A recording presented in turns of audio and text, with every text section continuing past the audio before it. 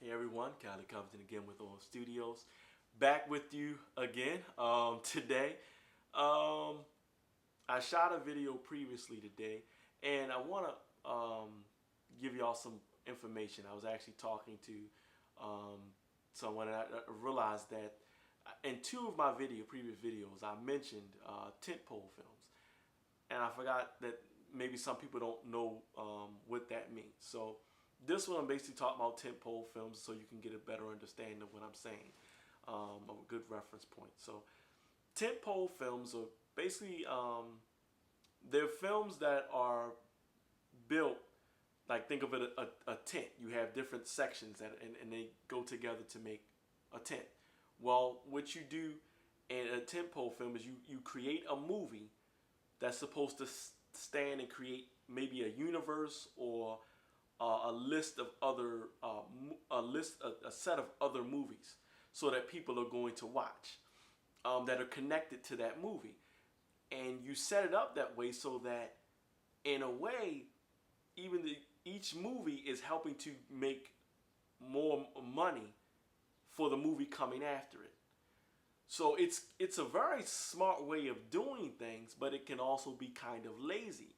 A good example is the most successful probably tentpole thing right now, maybe ever. I would guess is the Marvel movies, or maybe you could say the Star Wars movies, but the Marvel movies right now are some of the most successful that you've ever seen. And what they did was the first one. It started with Iron Man, and the movie itself was excellent. But what took it to a whole other level was that the end credits where you see Sam Jackson and them talking about the Avengers Initiative. So that sets up a whole franchise right there. So then each movie had a little end scene credit. And what you understood was there was a shared universe where all these other Marvel characters existed. Now, what was so amazing about it is, for those who understand, Marvel doesn't have the rights to all of their characters. They have them for the comic books, but not the movies. So they went with Iron Man first when they probably would have, if they had the rights, the full, especially the full rights, they would have went with Spider-Man because that's their Spider-Man and the X-Men, because those are the two major cash cows. However, the X-Men belongs to, the movie rights belong to Fox. Spider-Man movie rights belong to Sony. Now, now they have a type of partnership with Sony now. And that's why you have him in the Captain America movie.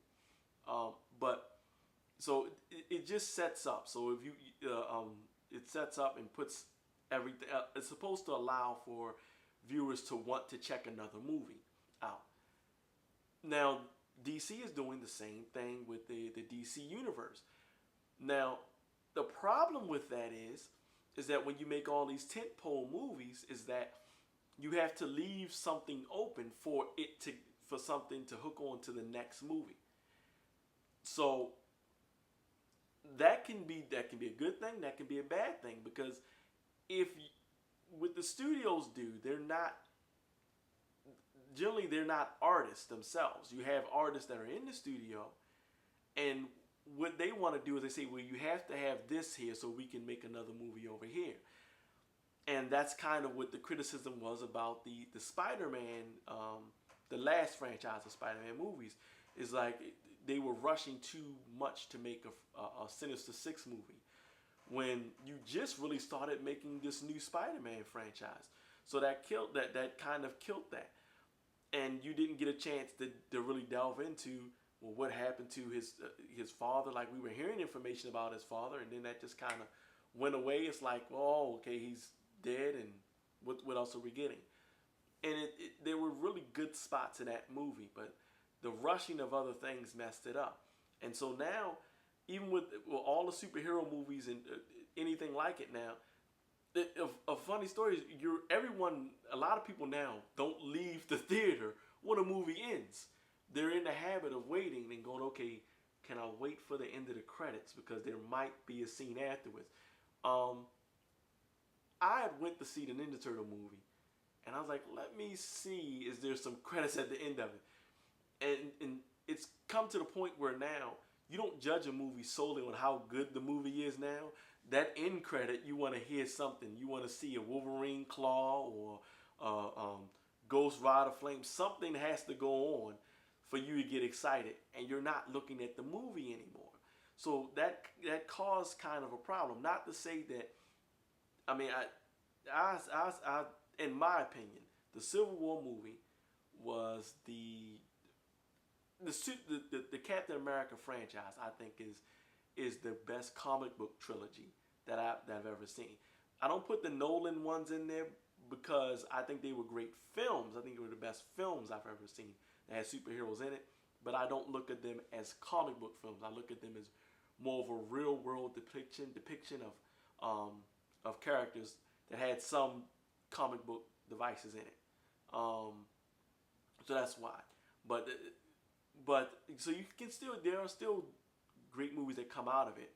But the problem that we're getting is, if you're putting all this money into doing these movies this way, what you end up losing a lot of times is the depth in the actual movie you're in right now. And so sometimes people get tired and then they lose interest in the franchise because I didn't like the first movie you gave me. Why am I going to give you another, $9 or what? Date night. Well, date night's about what? Can be $15, easy. And then that's not counting. And if you got two people, then you got, if you have kids, because let's be honest, a lot of their money comes from the kids too. So if you got two kids with you, and then got popcorn, soda, you can easily spend $100 or close to $100 to see this one movie. And then and you didn't fully finish the movie. At the end, something else happens. Someone pops up. It can cause a problem. And I agree. The tentpole movies it's too much greed if the movie doesn't have enough solid substance. So that's what they're talking about when you hear Steven Spielberg talking about the tentpole movies. When you heard me talk about it, saying it, that's what it is. And I agree with what he says. I agree 100% on that. The tentpole movies are killing. Spike Lee talked about it, I believe, as well. It's making it very hard it's making it hard for the studios. Again, like I said before, I've said this before. It's not really hurting me because I'm not a studio guy. The indie people, we won't get hurt as much. Those who do crowdfunding, they they better not try and do that. If they're getting money and then they do that, I think don't make a movie with depth. People are going to be, I would think they would be very vocal with that. So, that's basically what it is. Give me your opinion if you think about the crowdsourcing. I'm assuming about about crowdfunding as well as tentpoles. What's your favorite genres? Take care. I'll talk to you later.